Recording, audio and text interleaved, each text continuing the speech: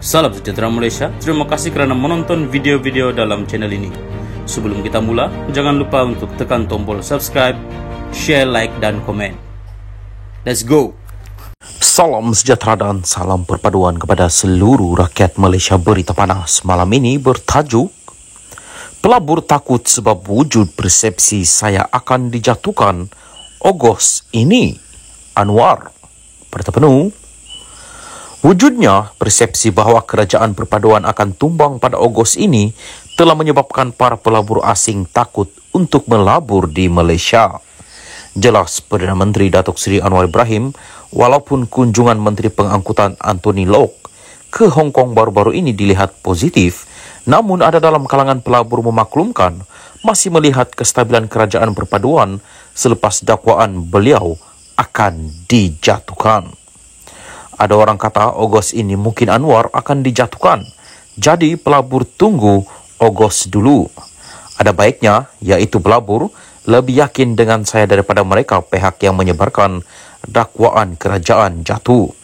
Dia, pelabur, kata kalau Anwar masih memimpin dan kerajaan masih stabil, dia lebih yakin.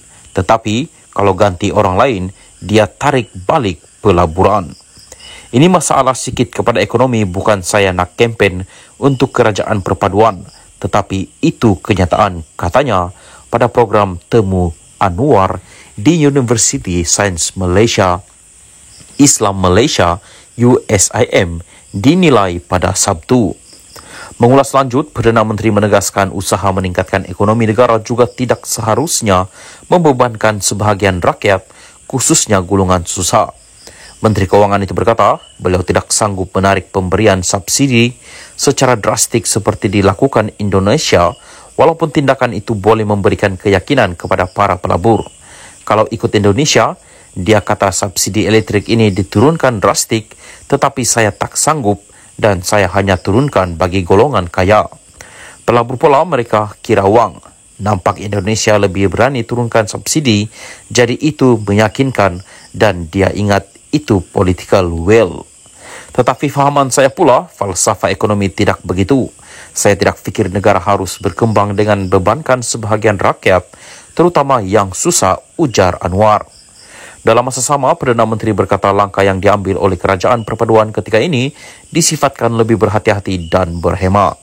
Indonesia lebih berani menurunkan defisit, tetapi saya turunkan dari 5.6% kepada 5.0% sahaja dan mengambil langkah itu supaya ia tidak menekan rakyat.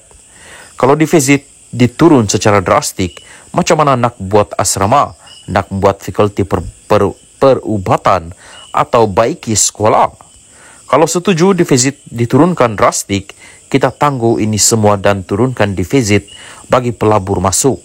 Tetapi saya ambil pendekatan yang lebih manusiawi dan menekankan esan, kata ahli parlimen Tambun itu. Salam sejahtera dan salam perpaduan kepada seluruh rakyat Malaysia. Berita seterusnya bertajuk Anwar jumpa KJ, pakar ekonomi bincang hala tuju ekonomi. Berita penuh. Perdana Menteri Anwar Ibrahim mengadakan perjumpaan dengan bekas Menteri Kesihatan Khairi Jamaluddin, ahli ekonomi serta pakar industri petang tadi untuk membincangkan hala tuju ekonomi negara. Tidak dapat dipastikan peranan yang dimainkan Khairi dalam pertemuan itu. Khairi dipecat oleh UMNO pada akhir Januari yang dilihat sebagai langkah menyingkirkan pengkritik Presiden Parti Ahmad Zahid Hamidi. Naib Presiden UMNO Johari Ghani yang sebelum ini menjadi Menteri Kewangan II semasa pentadbiran bekas Perdana Menteri Najib Razak turut hadir. Dalam hantaran di Instagram, Anwar berkata pertemuan itu adalah sebahagian daripada usaha berterusan kerajaan untuk mencari idea dan pandangan daripada semua lapisan masyarakat mengenai ekonomi negara. Perbincangan turut menyentuh bidang pertumbuhan baharu dan kaedah untuk memperkukuh ekosistem pelaburan.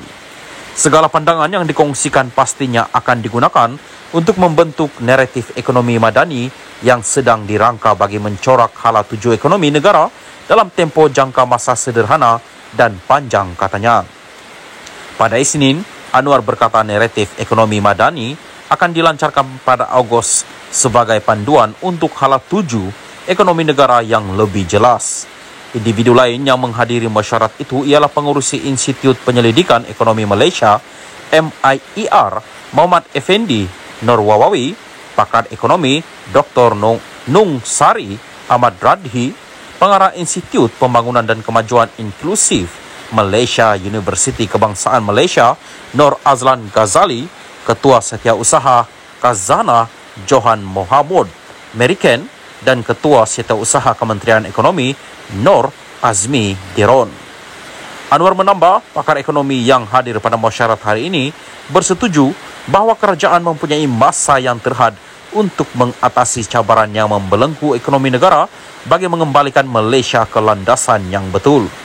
Saya faham, sebarang reformasi atau pembaharuan memerlukan disiplin dan kesabaran. Ia juga memerlukan keyakinan serta keberanian untuk melakukan perkara yang baharu dan membuat keputusan yang berat untuk kepentingan rakyat dan negara. Namun, kerajaan ini tekad dan akan bekerja keras untuk memacu pertumbuhan yang inklusif dan mempan. Pertumbuhan ekonomi bukan tentang angka semata-mata, tetapi mesti menggarap keperluan serta kehendak rakyat, katanya lagi.